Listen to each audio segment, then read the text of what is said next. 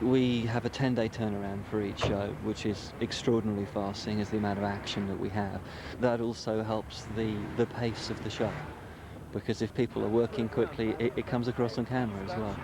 That's optimum end position, no further forward, but Really? No, that's okay as it is actually. The first complication that we have that most shows don't have is our location manager has to come to a decent location somewhere and has to say to people, this is a lovely, lovely place you have, can we burn it down? And often people don't respond very well to that. So once we've got past that hurdle, there's huge preparation with visual effects, with what we can set fire to, what we can't. We have to take a lot out of a location so that we can pretend to set fire to it. But on this series, we've set fire to Grade 2 listed buildings, and we've turned them back to the owners untouched. So we don't do that much damage, it just looks like it. That's it, boys! Keep it low! Keep close! Down all left! The effects are really amazing. They're quite frightening. You start to get imagining what it's like to be in a real fire. We were thinking about taking us down to the Cotswolds, where they do all the stuff with the fire brigade, but we just didn't have enough time. Because then they really bring the temperature up, and you really experience what it's like in all this to be in really hot temperatures. Keep that foam going! That tank goes, we're all for early retirement! My God! When it gets too hot, pull back! No heroics! I think you're mistaking hi-ho for someone else, Gus. Yes, this is Series 12, Episode 16. This is, that's Belmarsh Prison. This is Thamesmead. This is West or East Woolwich, West Woolwich, Woolwich West, East. And that's the Chinese warehouse, or that's what we've made to look like a Chinese warehouse. And this is the big shout on Episode 16, which is the climax to Series 12.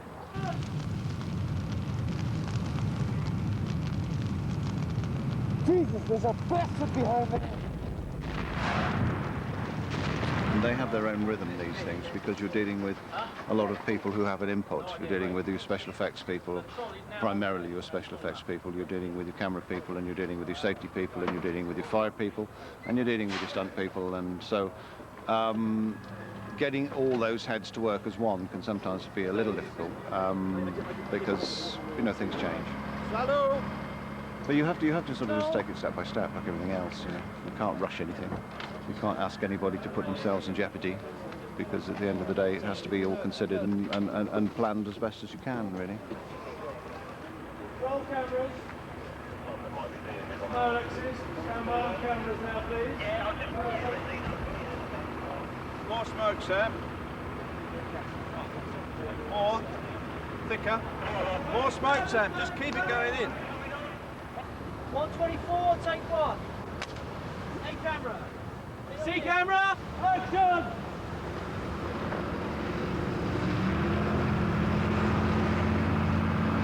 Hyper, signal, standby B80, recall BA control. Repeat, make pumps 6. That's like a Chinese cash and carry, Tom? Yeah, full of prawn crackers and fried rice. And a crispy duck as well.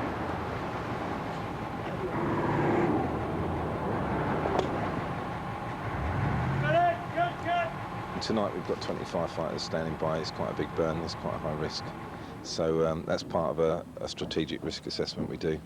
We've got 10 that are going to be in shot, so on the smiley side of the camera, and we've got 12 behind the scenes that are just dealing with the fire protection of the buildings. I'm responsible really for the way that firefighters look across Britain, and I know there's probably a couple of million of those that want to get hold of me and kill me, and I'm just trying to strike the balance between what's real and what's make-believe, and hopefully there's some good comes out of it. These two need to change places, and we need to put Hi-Ho and Matt Vinyl in the Dodge. In the Dodge? In the Dodge, yeah, following the TL in. We stunt double a lot of it, but there's also a lot of firefighters who do a lot of the close work when we're in there fighting fires. And occasionally, if I feel it's safe enough, we put the real actors in there. And I think they get a big adrenaline buzz out of doing that. Boys, what you may have to do is to shout your lines basically from here a little bit. All right, moving on, yeah. Yeah, because there's a gap there. What you're going to do is throwing the lockers open on your own appliance, so you just throw the lines over to him. So it's a kind of banter between the two appliances, really. What are we doing, Jeffrey? Action!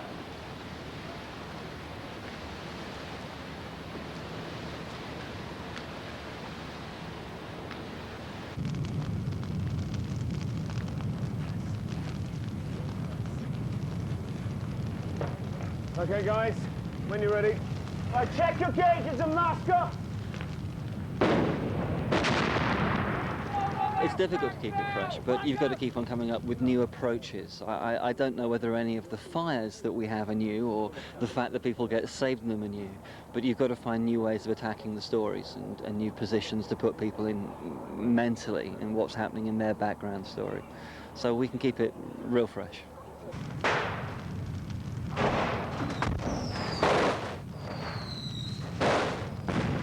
You know, we try and cast the best people that we can for the series, write the most interesting characters.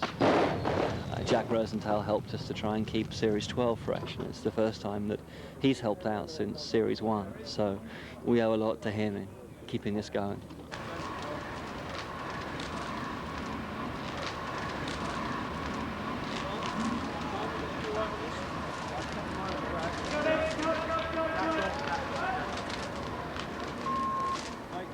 He likes soaking people, Connor does. Yes, I do. I have a habit. But it's nearly Friday night and he'll get his comeuppance in. I have a habit of opening up hoses at the wrong time. There's a long queue waiting to get in. He's top of the queue. It's only his ankles. There's 300 firemen behind me and a couple of special effects guys. I'll speak to you later. The shout that you saw us do was extraordinarily complex. It was the biggest, it was the second biggest of the entire series. But that was all about a firework factory going off. You know, an authentic fire is huge. It's a living beast. It breathes, it eats, and it consumes material at an extraordinary rate. And to harness that amazing power it is extraordinarily difficult. You have to. We use an awful lot of gas to create the large flames. But the problem is what else the fire comes in contact with, because the fire doesn't understand the rules of filming. There's two control freaks on a set. There's the producer and there's the director. In London's Burning, there's three. There's the producer, the director, and the fire.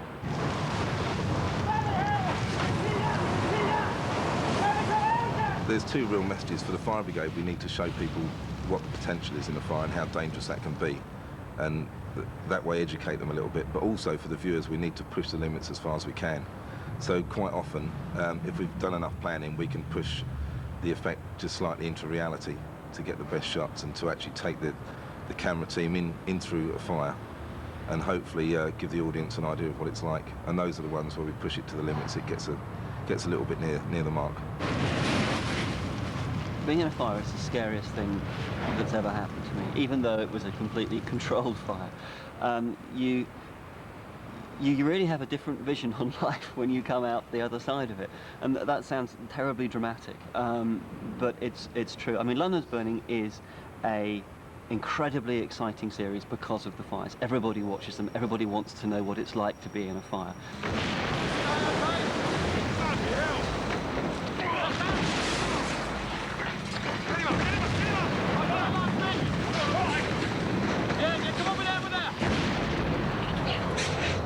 It is as authentic as we can make it, you know, by judicious editing and the experience of the fire brigade advisors we have around us and the firemen that help us playing the extras and the doubles. They're always there to point you in the right direction if you happen to be holding something wrong. You know. And right up to the last minute of actually turning over the cameras, there's always someone just doing little tweaks like that, and that all adds to it, I think.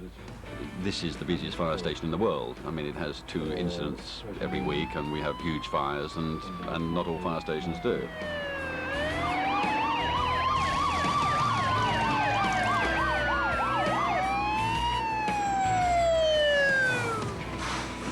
Sally, sick note. Get ready to feed the hose. George, door! Ready? Stay low! Go, go, go!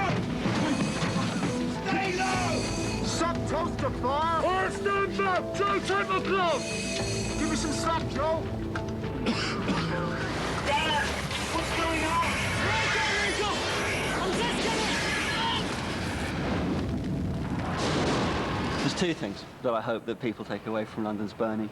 Of course, it's great entertainment, and I hope they come away with a smile on their face and very happy from watching the show. But on the serious side, I really hope they take away the message that fire is not to be played with, that fire is incredibly frightening to be in, all-consuming, and takes no prisoners, and that they go home, they have a really good look round, and that they remember that Blue Watch might just not be there if something happens to them.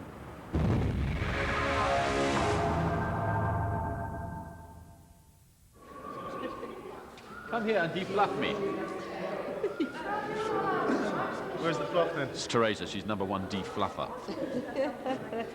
And gets biscuit crumbs off you and things like that, and they can get to the most awkward places, I can tell you. Any crumbs? Oh, yeah. Got a little bit right there. How are you, Sean? What I'll do on my back machine is extend it. We all get on. We all really get on. It's one of probably the nicest jobs I've ever had. Actually, it's the only job I've ever had, but no, I'm joking. I've done many things. I've been in the West End, love. But it's great fun. It's every year return to your old mates and make marvellous television.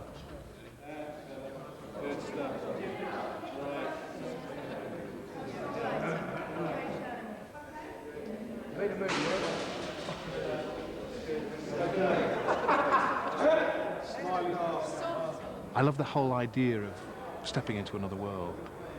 I find that absolutely fascinating, seeing what other people do every day, each day. And certainly something like the fire brigade, where you don't know what's going to come up any time, It takes a long while to make 15, 16 hours of television, so we have a massive exposure to each other, an unhealthily big exposure, but we managed to rub along well, actually, yeah. Nice and loose, guys. Here you go, good. I mean, the cast and the crew are fantastic. They're all wonderful people, and when we do, everyone just sort of mucks in. We do have a good time. They're lovely. All of them are really nice. I don't really think about the series itself. That I'm in London's Burning. It's just sort of feels it's just like a job. But being with this group, no, they're fantastic. It's been good fun. Why? You want us to look stupid? Need a warfare, please. Listen, GPO Bull. It took me a while to get into it, because you just have to lower your sense of humour, your tone of sense of humour, and generally swear a lot. You do have to change a little bit, yeah. Brad, try not to chew the gum. Keep it there. Good. Last frame, guys, and you can relax. Thank you. Right, Excellent. all change into your FFGs, please. Take your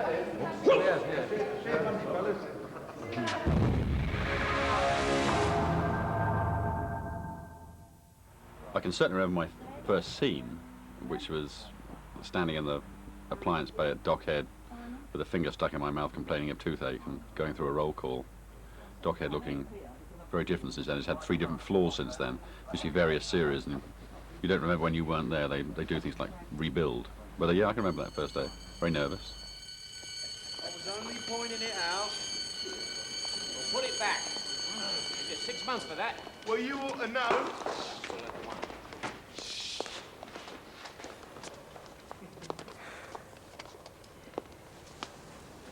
Call a roll. Blue Watch, Shed. Answer your names.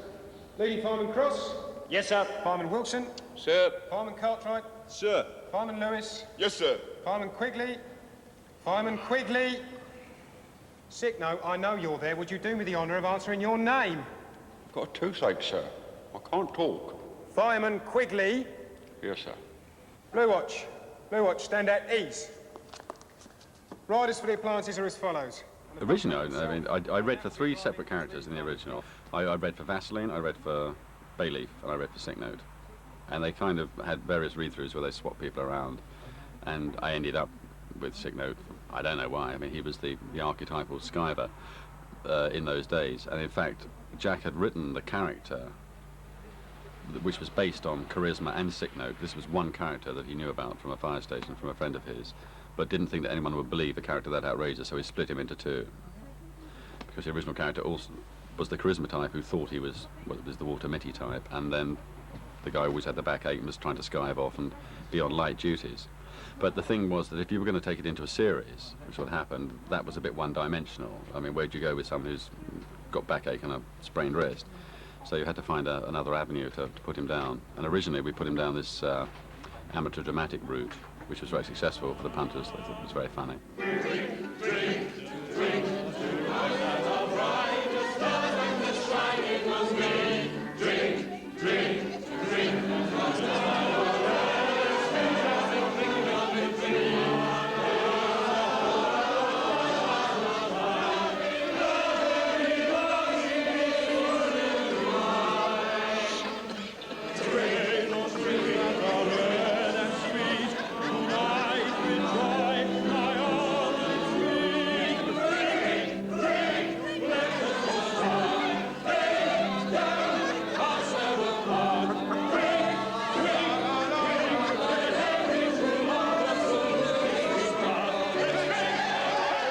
Gradually he became really the sort of the pompous mother hen of the station, I suppose, really, and the person that, although he's a comedy character, he's not a jokey type person. The comedy happens to him. Events overtake him, and they are comedic, I hope.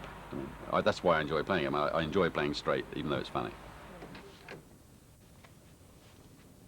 I'll step out for 5 minutes to get this. I'll come back, I'll go in the front room, and I'll think, hang on, you're in the wrong house. You've been moving the furniture. It's a sort of therapy. It's a sort of lunacy. Well, you're not to move anything in this room. This was Nan's room. She died in that bed. It's not a shrine, don't get me wrong. It's a matter of respect.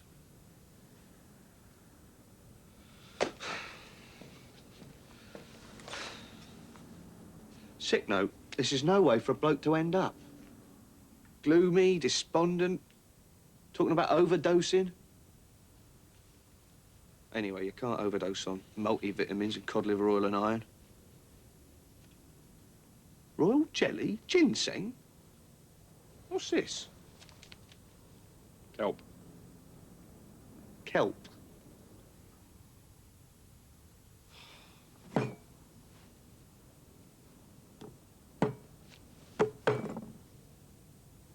Sick note! Well, I was around when they did the film as well, though I weren't in it. I auditioned for it twice, 3 times and didn't get it. Then went off to do this glamorous movie across the road to where they were filming.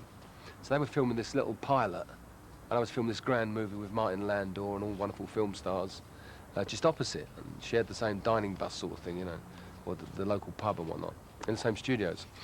And little did I know that, you know, I didn't get this part. So when you don't get something, you think, psh, psh. But of course, you know, I didn't know it was going to be a major part of my life. The next 12 years were going to be taken up doing London's Burning. And of course, when they came to do the series, they realised you know, the quality that they missed, and they needed something like that in it. So I was cast and given lots of money and all that. So you got to do it. Hey, George, do you know this man? No, but his face rings a bell. It was hard in those days. These boys don't know what they got. It's so easy now, like caravans. We were on buses and really had it hard. Shoebox, you were lucky.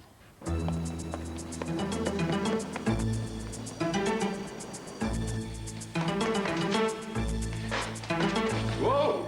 What's the matter, son? Something wrong, is there? Shut the roof. The ground. Can't get down. Hold on. Get your breath back.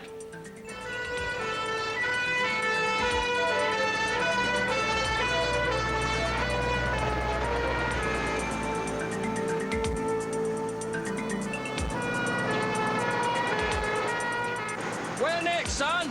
Down here, straight at the ends. You're all safe and won't you, mister? Yeah, of course, don't worry.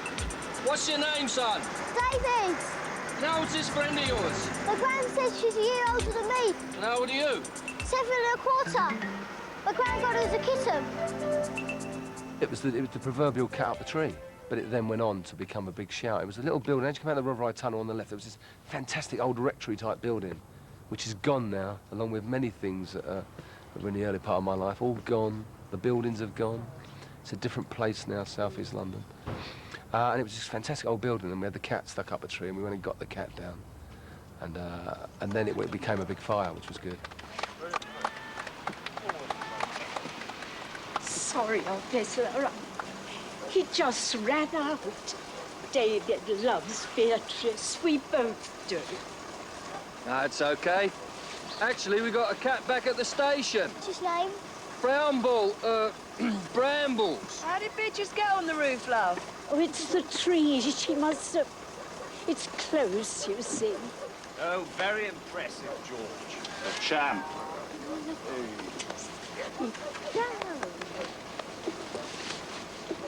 M2FS from Bravo 2.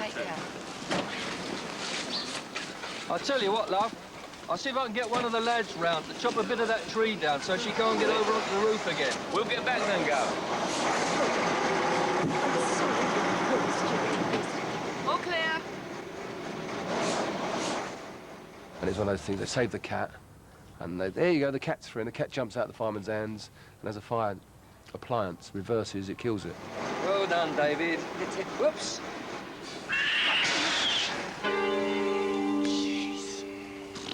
Meow. Oops. Well, it wasn't my fault. Cat killer. Butcher. Certainly the crudest form of vivisection. The uniform was great, you know, so it was like a cowboy uniform, because she had a big belt and a buckle thing. You could wear the chopper on one and a great big torch on the other, and it was like your pistols, you know. You could walk and your hat was tilted. And, you know what guys are like with weapons and things.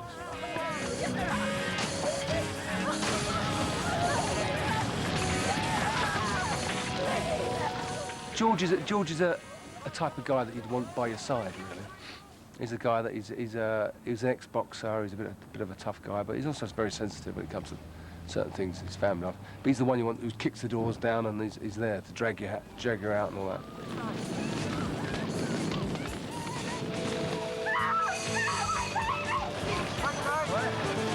Okay, careful. 5 minutes. Yeah, my lovely fresh air.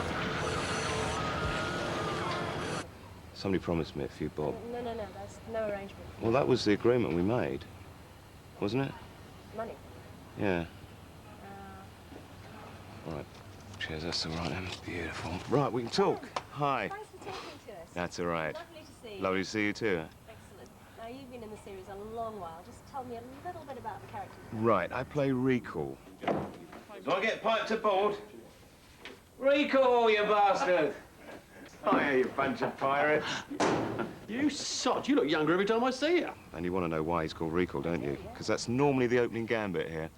Recall is called Recall because he has a tremendous memory, okay? It's never been used in the show remotely, except the once when he first arrived, where he was welcomed as the Recall man. And I have to demonstrate this amazing photographic memory by producing a novel, scanning it, and repeating it verbatim. And everybody goes, wow, what a skill. I'll bet you a fiver he is exactly what we've said he is. That's if Recall don't mind giving us a demo. I don't mind, but it'll have to be a quickie. It's almost time for roll call. Yeah, and I've only got £6 to last me till the end of the week. All right, I'm up for it. But I would like to know what I'm betting against exactly. That he can memorise and say back to you anything that you give him to read. Anything? Anything. Hey, hang about. How will I know he's not cheating? Because you get to choose whatever it is you want him to memorise. And you get to stand there reading it while he stands there regurgitating it.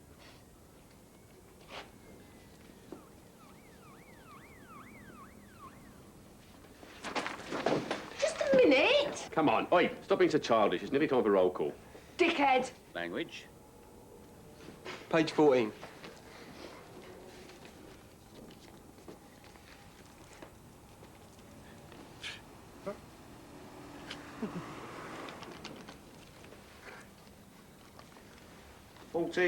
Her heaving breasts.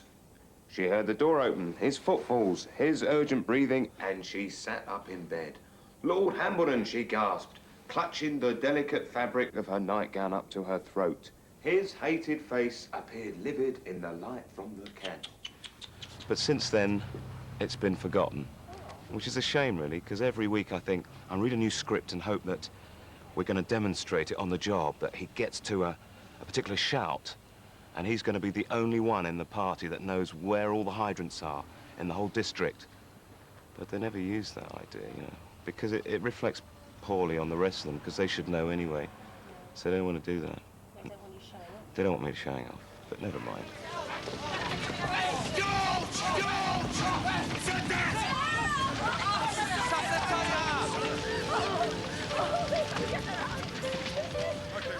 I think you always remember the first time you're really surrounded by a big, big fire, because it really does get your heart pumping, you know, even though you know it's controlled.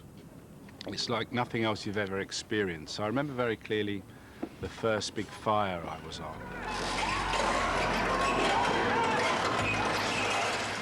And I also remember very well the death of John Hallam, who was the sub-officer in the show, and Pierce was with him as he dangled from a gantry, you know, above a disused, and then fell. There was this really brilliant fall through 2 floors, and then he bounced and fell some more.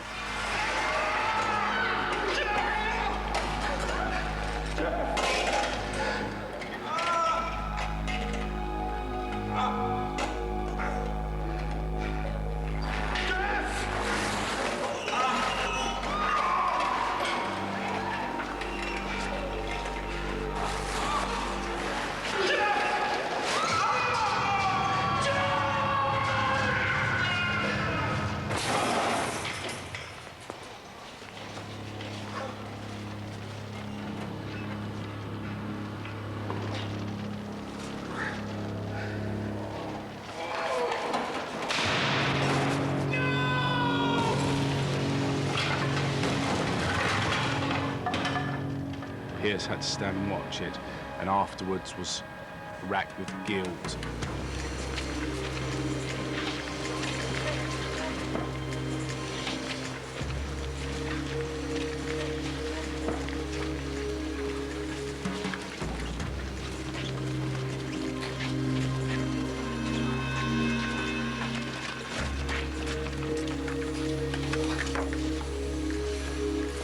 I get some room, clear the way there.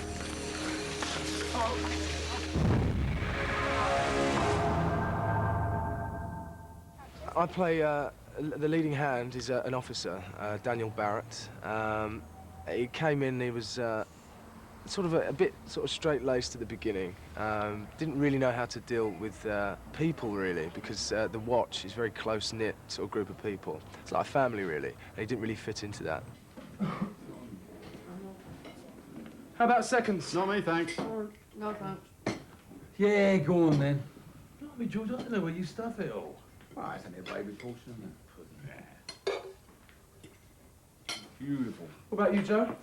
Hey? Sorry? What? Pardon? I'm sorry, old chap. One finds it incredibly difficult speaking with a silver spoon wedged in one's gob. But throughout the last series, he sort of loosened up and made friends. And this series, he sort of relaxed a bit. And now I hope that he's sort of one of the boys, really. Signed in precarious position, building site, West India Road, pump only.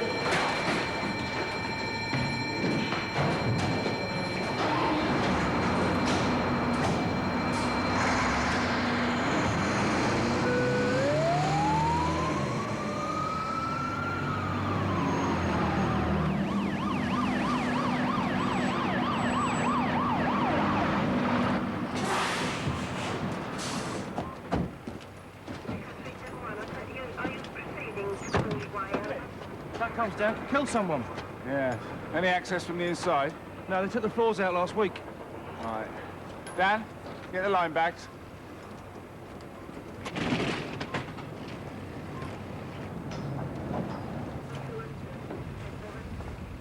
I mean, I'm petrified of heights.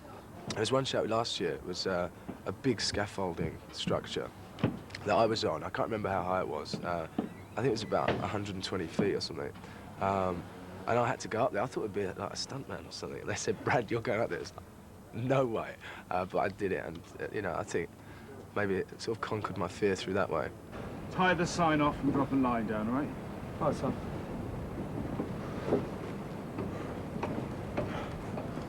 Jack, get onto control, see if you can contact the scaffolders. What's up?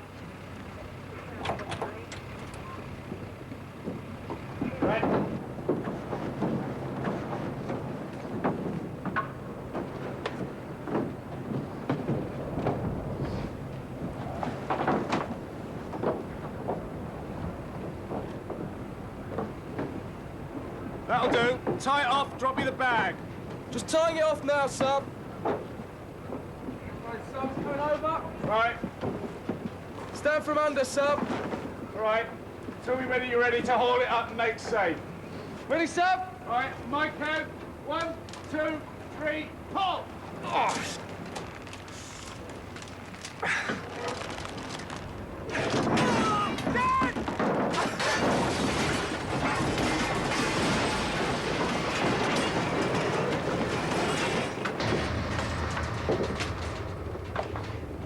Dan, stay very still, okay? Sub. You all right? Yeah. After 2 years, I've just got over my fear of heights. You sure your arm's all right? Yeah, it'll be fine.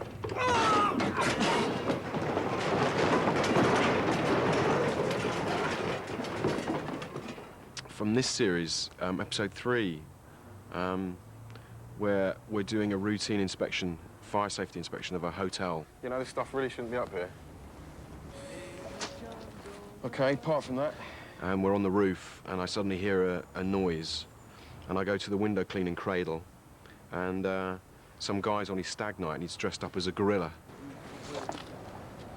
You a copper? No, mate, I'm a fireman. Shane, I thought you might have a key. Mr. Harris from accounts.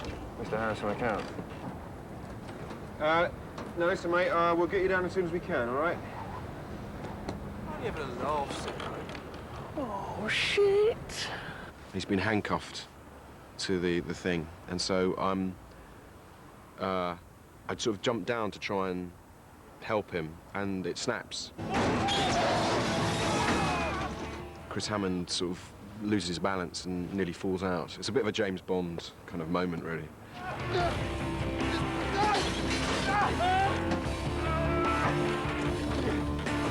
Give me a hand!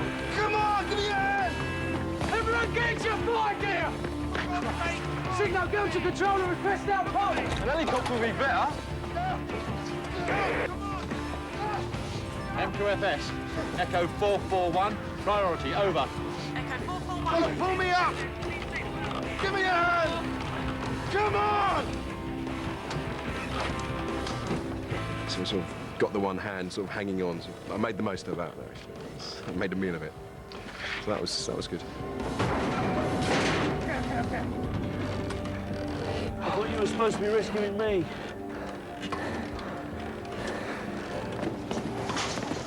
Hurry up, fellas. You all right, Gov? What does it look like? We'll soon have you out of there, Gov. Go on. What the hell did he think he was doing? Now, Max, who's the lucky girl then? Sophie, her name's Sophie. Got anywhere nice on your honeymoon? Blackpool. That's a no. Now, listen, when I cut this, I'm going to give a signal, and the lad's going to pull you up, all right? Okay, ready? 1, 2, 3. Okay.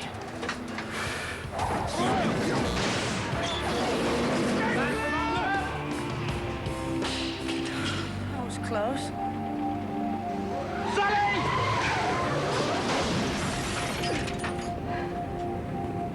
Remind me to do the lottery tonight, will you?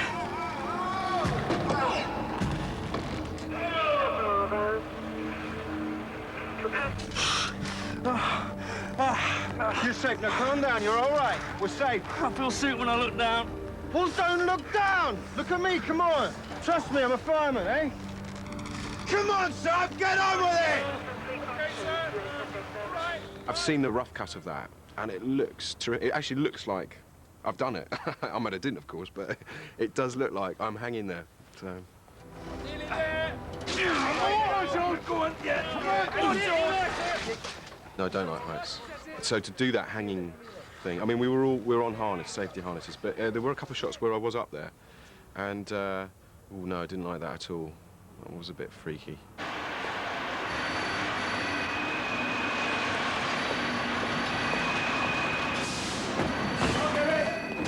Mags, you should have seen the gum. It's like something out of a James Bond film. Fantastic.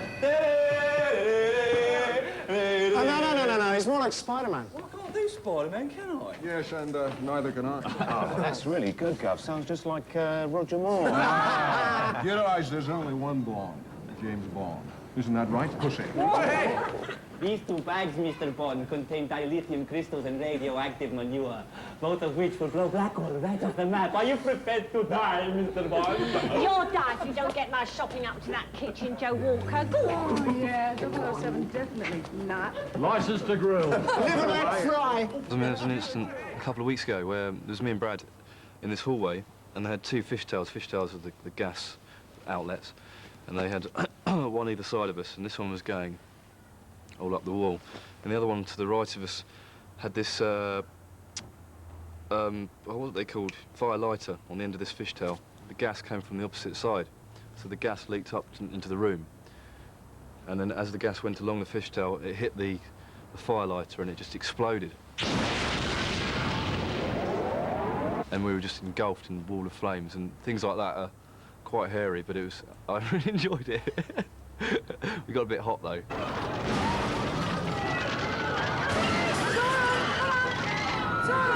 Keep going. We're nearly there.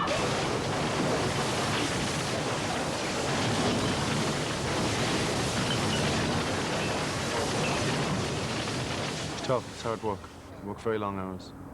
You do, it's very physical. I mean, it's full on. You know, running, jumping, all dancing, all singing. No, lots of, you know, running around with big hoses and fighting fires, going into burning buildings. Hey, the first time I had to walk into a burning building, that was exciting. Scary, but exciting.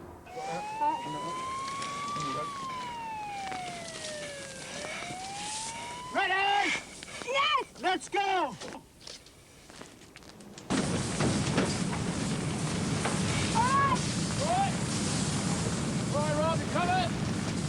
The basis for my character is that he's a very good firefighter, a decent chap, you know, fairly caring, nice, very good at what he does, tries to be funny, is very funny at times and fails miserably on other occasions.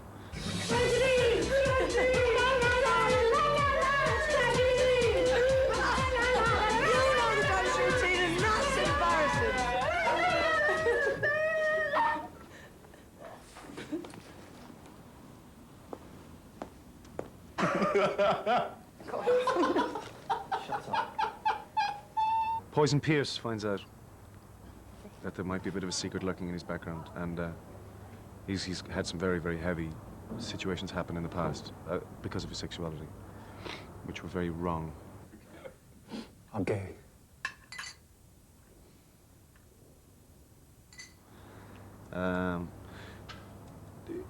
It's non-issue. The fact that he's gay is of no... It's not, the whole program's not designed to say, this is fantastic, we've got a gay firefighter. He's a firefighter, just happens to be gay. That's the idea behind it. Can't be. Brilliant. Top gag hype, but you're gay, very funny. What a meal stopper. No, Joe. I'm gay. No joke. What, you fancy men? Sleep with them. You know what happened? No, I'm not having that. Sit down, Joe. Go off, I said, sit down.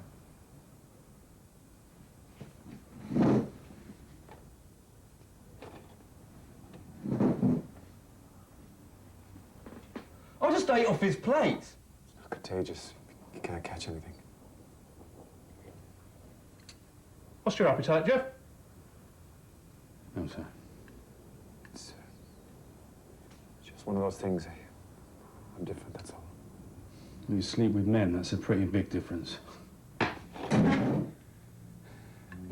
won't be forced out this time. So if anyone has a problem, tough. I'm a good firefighter, and that's all that matters. So they've taken George out of the pump. I want Rob to ride with you.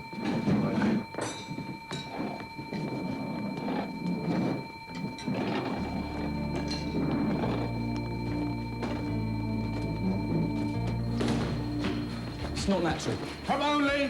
Two blokes, how could they? You watch what you're saying. You can't be seen to discriminate. Still have a swing at him if he came anywhere near me. Just be careful, OK? VC Brigade are on his side. All right, don't worry, I will. In the old days, we used to sweep this sort of thing under the carpet. Still should, in my opinion. Hey, why don't you tell me? I couldn't. Little friends. I didn't know how you'd react. Look, this is worse than coming out to my parents. They'll get over it. Pierce? He's professional, he'll deal with it. And that's why he was ordered into the cab tonight, eh? And what about Joe? No, he just doesn't think. But personally for me, I think I had a really nice suicide shout last year in episode 4. And I think it sticks out because it was my first kind of big, Sally's first big shout where it was mainly me. Tell them to take their ladders down, otherwise I'll jump. Okay. Get away! It's all right, it's all right. Let me deal with this. Just get this line on, otherwise you're not staying here. Done. I'll deal with it. Okay. All right, he's going away now, yeah? Now the ladders. Okay.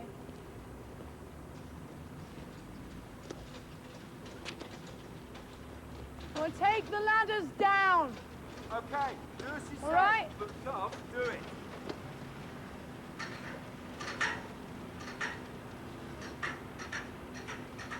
Now, will you come away from the edge a minute? Are they dead? No, they breathed in a lot of smoke, but they're going to be all right. You know them. He's my boyfriend. Well, he's going to be all right. They got engaged last night. We've been together since school. She had no right to do this. She should have just left us alone. Why couldn't she find her own bloody boyfriend? Maybe it wasn't like that. Of course it was. It's been going back and forth between the two of us for almost a year now. Sometimes people just get involved, you know? It just happens. She knew what she was doing. I'm sure she didn't mean it. How do you know? But your boyfriend... She knew exactly what she was doing. She's a manipulated little bitch. This isn't the way to deal with it. Why not? Eventually we fall off the side of the building. It's all quite... That's pretty, yeah. If I can't have it, what's the point? Will you come away from the edge, please? They'll send me to prison. They'll listen to you. Sally! Sally! Oh, my God. You two get up there, help down with the line now. Let them back up there! Right, Sam, hold on! We're getting it! Oh, my God, hold it! Come on! Sally, keep still! It's all right, Sally, it's all right, I'm here. Jack! Hold on. Steady yourself! It's all right. Quickly, please! Quick, take her off me! All right, we got you. Hold on! Come on.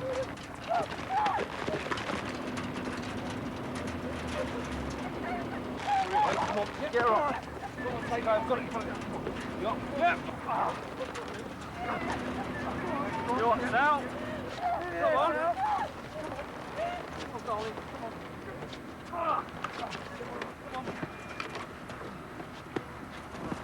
You all right? You all right? It's all right, Sal. Sal, well, hold her head then, for God's sake. You all right? Sal? Sal?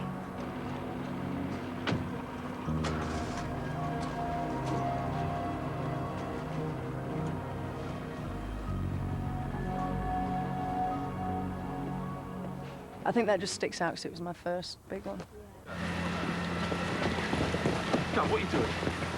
Jack, my son's in there! All BA crews withdraw.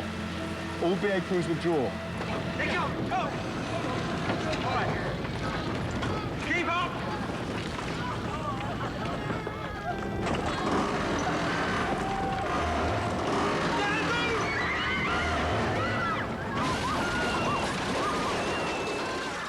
The cinema shout where Nick Georgiadis was killed off last year was huge, and I just remember a really nice shot of everybody. It doesn't include me. I'm not in it at all. The best bit, really, of everyone running through when they hear that the whole thing has collapsed. That was pretty dramatic.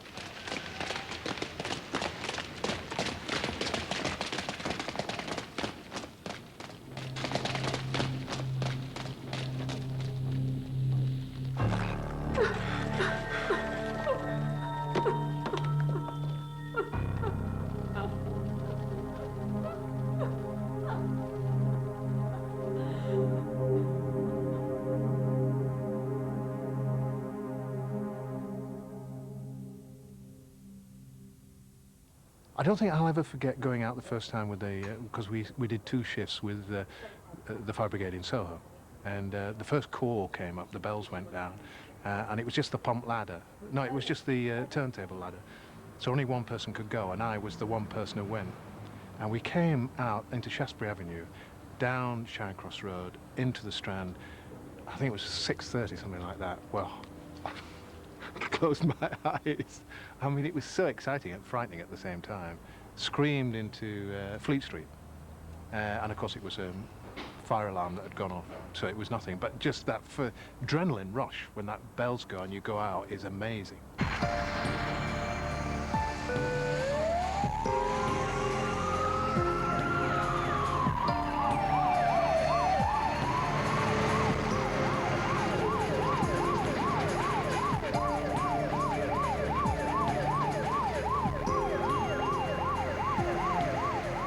I drive those, you know, I actually drive them. It's fantastic. They're the heroic stuff.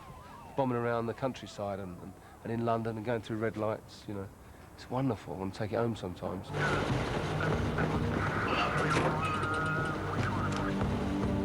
M2FS from Echo 442, priority, make pumps full, over. There have been some close calls, actually, in the actual appliances. They're not fire engines, they're appliances. Where you're in them, and when you've got a shot when you're arriving or a travelling scene, sometimes they'll have a fire brigade driver, and they drive like the clappers, and that can be a bit scary. It's like sort of hanging on. We're going round the corner! That can be a bit hairy. Come on! Hold on. All right, everyone?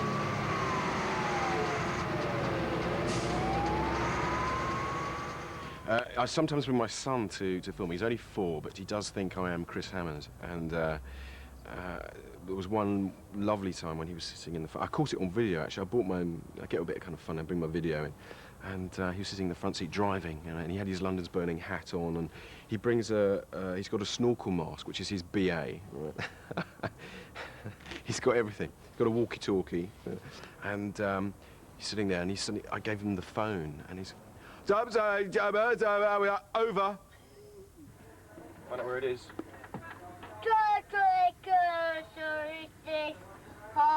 Road right. Far places, we've got a long way. Quick, over.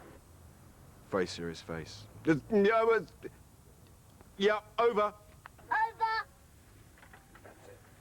And then we got the call for right, we're going to go for a take, and it was too late to get him out of the appliance. So I sort of passed him through, and he sat at Heather's knee, and he's actually in the shot.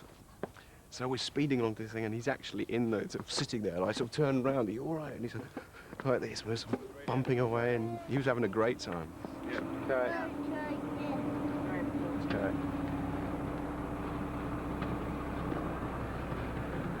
Hold it there, Gary, hold it there. I used to think I was really fit, but after 8 months shooting this, I'm definitely not fit. It does get to you, but as I say, the shout's the best bit, and sort of the adrenaline gets going. And this year I've been lucky to do some really good stuff in the shouts. There was one we did in the marina. Capsized pleasure boat, Bell Wharf Marina, persons involved, pump and pump ladder.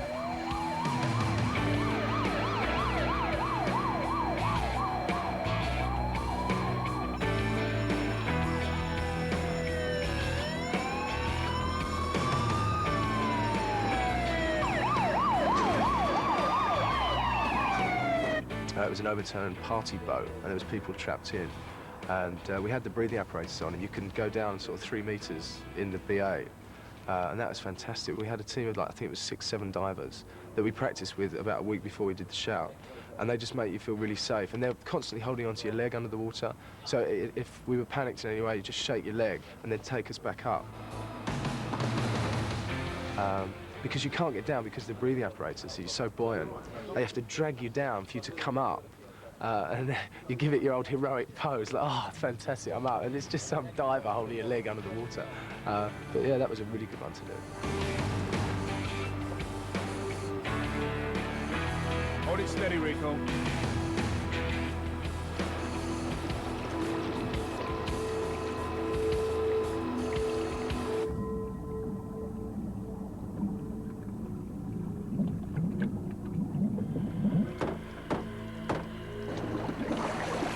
Level top 3 to BA confirmed. Confirmed to a man and a woman. Look, you're okay. We've got your mate out and we can get you out as well. Is she hurt? She's all right. She doesn't look. She is, really. Just get us out of here. We have to be very careful as to how long we put people in front of fires, underwater, trapped, whatever. They're all positions that no one wants to be in. If you think about it, you know, in real life, nobody wants to be stuck under a boat that's sinking. Nobody wants to be stuck in a fire. Nobody wants to be trapped in a car or whatever. Sally the girl, sir! Stand still, brother! Okay, let's walk. And therefore they're all dangerous situations, and they're situations that people naturally want to get out of. And even that natural wanting to get out means that you're breathing faster, you're sweating more, you're using up more energy. And you've got to put that against the fact that we're always trying to get the best performances out of the actors at the same time. So yeah, we have to treat them as well as we can, and we have to be very careful as to the amount of time they do spend at the scene of an emergency that's taking place.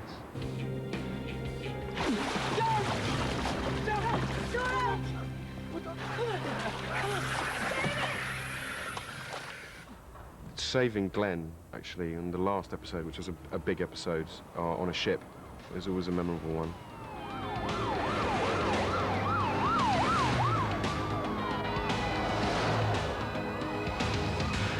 How close do you want to go? Get her as close as you can, Jack. All right.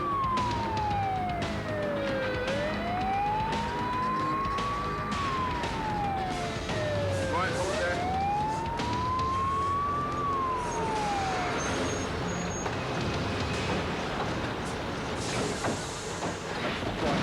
Looks like it started in the engine room. It's spreading quite rapidly by all accounts. Any idea what the cargo is? We're still trying to find that out. Okay, keep on it. Yeah. Final, Captain. Get a cargo manifest and a fire plan. Dan? I want a BA crew rigged. Get a couple of branches over here, close as you can to the quayside. Cool her down. I'm onto it. No, Sally, get rigged. Signal, BA control. Go. Hey! It starts off as a fairly straightforward fire on a container ship. And it sort of moors, and 2 appliances arrive. But we don't know what's in the containers. We send in a couple of BA teams to find out what's going on. Everything seems fine. We get the crew off, and a young lad comes up and says there are stowaways on board, basically. Yeah, all right, mate. No, we're trying to put it out. Rico, I was in the bloody Navy. I think he means there's people on board. Look, they just come off, all right? It's intact, nothing. Stowaway, mate. Stowaway. So I had to make a decision. I said, right, we're going to go in again and get them. We find them, but it all starts to kick off, and the fire then spreads onto the quayside, and then spirals out of control. So more appliances arrive. And then when my governor arrives, I say I want to go in, and because it's a couple of my crew that are missing. Look, sir, with your permission, that's my watch in there. I'd really like to go in there and get them out myself. All right, Chris, I'll organise a backup crew. Sir? George! Come on. Hey! Get us up and we're going in. Hammond and myself didn't quite get on. Is there people walking behind my shop? Yeah. I've got an axe here. Get away. It's the Irish boy. Yeah, Hammond and George weren't getting on, and they were forced into this big shout, rescuing lots of people in the boat. And they both went in, they found themselves together in the moment when you need each other's help. And they didn't trust each other at the time, for one thing or another. And they had a bonding through the fire brigade and through doing heroic things. Go.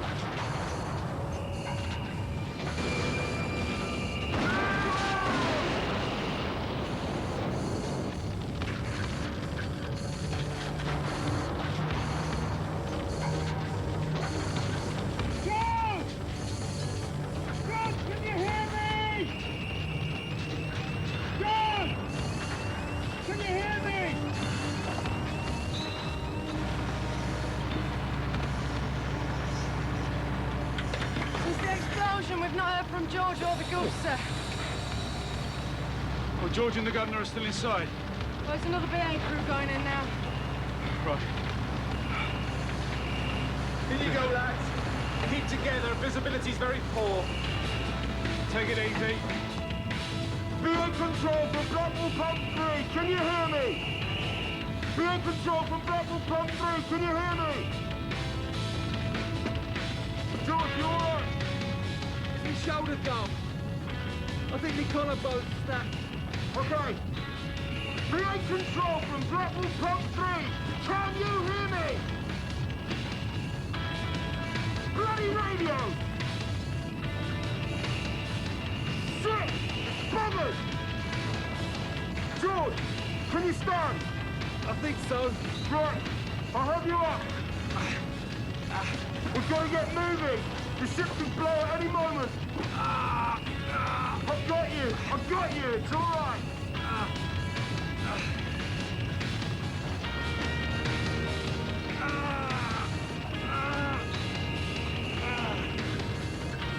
Okay.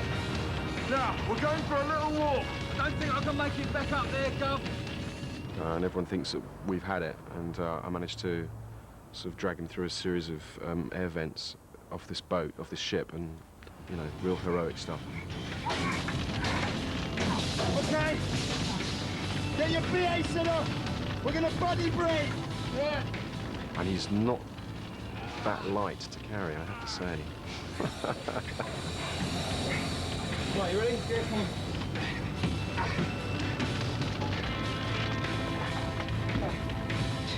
Get the set off. I've got it. Yeah. I've got it. Got the weight. Right, you ready? Yeah, go on. Right, go on. Okay, I've got you. You sounded like a gamble, didn't you, Gov?